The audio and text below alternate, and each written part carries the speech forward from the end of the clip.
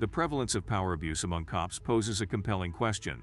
Can we truly find genuine, upright officers within the department amidst such widespread concerns? The cops that abuse their powers taint the name of justice with their actions. But do they always get away with their abusive behavior? What happens when tables turn and they are on the other end? In a seemingly routine traffic stop, the flashing lights illuminated the night as a U.S. Air Force specialist and ex-FBI agent found himself pulled over. The initial cause? A minor offense, a slightly obstructed license plate. As the officer approached, little did he know that this encounter was about to evolve into a tense drama. The officers, upon uncovering the individual's true identity, shifted their focus from the trivial infraction to a determined quest for any conceivable reason to escalate the situation, making it more than a routine traffic checkpoint. How you doing, sir? Good. All right. What's up? Deputy Troy with the Sheriff's Office. The reason Okay. I'm stopping you is your plate's obstructed. Yeah. Whatever that thing's got, you got to take it off, okay? Okay. It's got to be visible within a certain distance. When you went to driving school and a cop pulls you over, what they tell you? Oh, you pull over when it's safe to do so. No, you pull over immediately. Okay? Let me tell you this. Now, you pull over immediately Sure. because I don't know what you're doing inside this car. Sure. Yeah.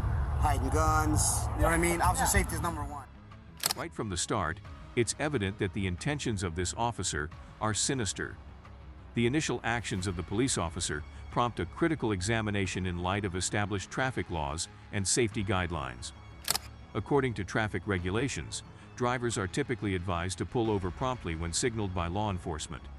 However, the law also emphasizes the importance of doing so safely, considering factors such as traffic conditions and the availability of a designated stopping area.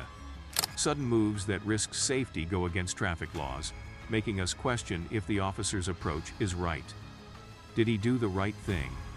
The legality of the officer's conduct could be assessed in the context of the Fourth Amendment, which protects individuals from unreasonable searches and seizures. If the officer's actions, motivated by a perceived superiority complex, result in unjustified searches or arrests, they may be deemed unconstitutional. However, the officer's misleading actions are just the beginning of a series of deceptive maneuvers. So who are you? I'm I guess I Anton could- Ivanov, yeah. Former NDOC, and I used to work security at Harris. Oh, okay. Yeah, I'm a contractor. Yeah. Okay. Do you have insurance on this thing? My partner, huh? Do you have insurance on this thing? Yeah. Your partner or what? Now, my partner called me. I'm a contractor with Southwest Gas. Mm-hmm. So I got to go over there and get him logged into his computer. No guns inside the car? Nah, no phone. Okay. What do you got right there up front? That's a siren. I contract. I do contract security. You contract So security? some of the work I requires to have a siren. Turn it on? Sure.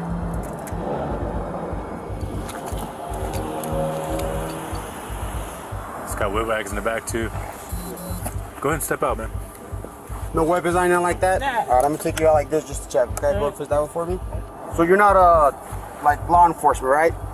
You're not a law enforcement officer? Yeah. Okay, so you said you work security, right? Okay. I'm a security contractor. Copy. Whose car is it? Who? So I'm gonna put these on for now, okay? Because when relax. There you go, see how it makes it better? The detective remains dissatisfied and attempts to escalate the situation in his favor. The agent, now in handcuffs, faces an ambiguous detention without a clear explanation. In this scenario, the Fourth Amendment of the United States Constitution becomes relevant, as it protects individuals from unreasonable searches and seizures. If the detective lacks a valid reason for the handcuffing and detention, it may constitute a violation of the agent's Fourth Amendment rights. The absence of a specific and justifiable cause for the apprehension raises concerns about the legality of the actions taken by the officers.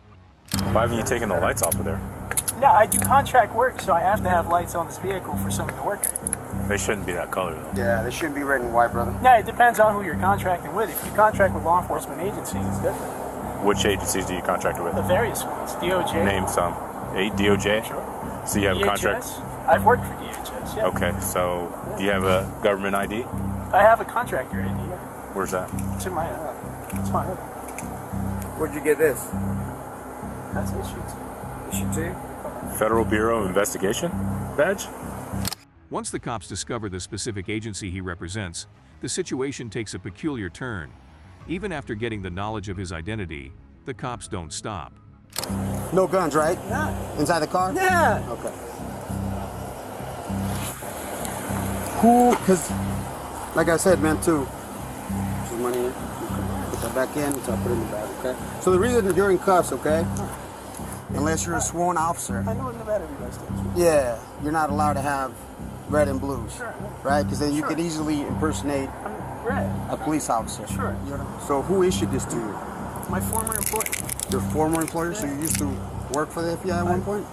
I've contracted with the Department of Justice and the FBI and other. Here in Reno. Here in Reno? Where's their office at, or what? Resident agency. It's off of.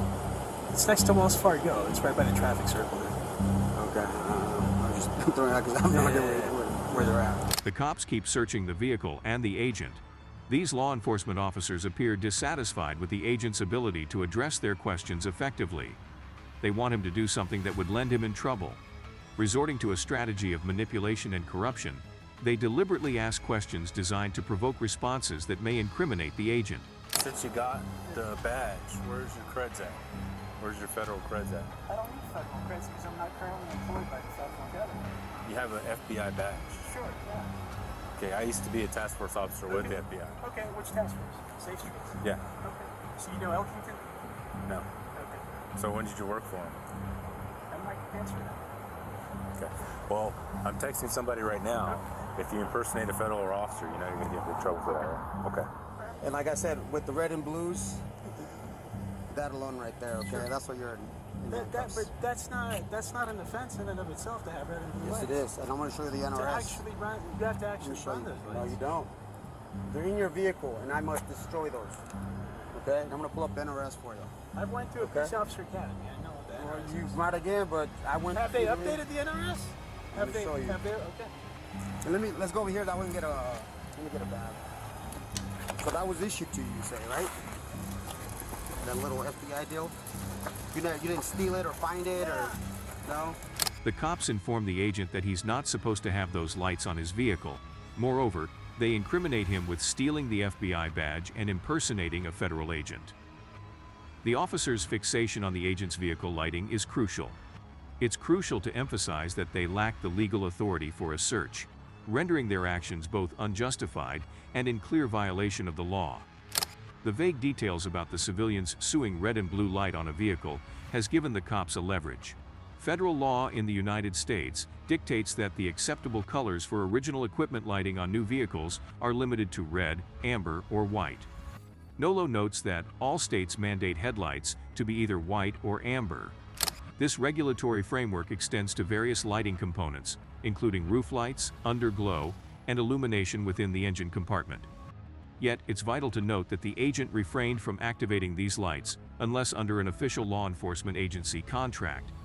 The potential issue arises if his FBI affiliation is part-time. Consistently identifying as an FBI agent could pose serious problems. However, the agent has not engaged in such behavior. The officer's choice to detain him appears based on the possibility of a crime rather than an actual observed offense, making it unconstitutional. Do you think the cop's behavior was justified, or was it just another way to satisfy his ego? Share your thoughts in the comments below, and don't forget to hit the subscribe button for more gripping crime stories.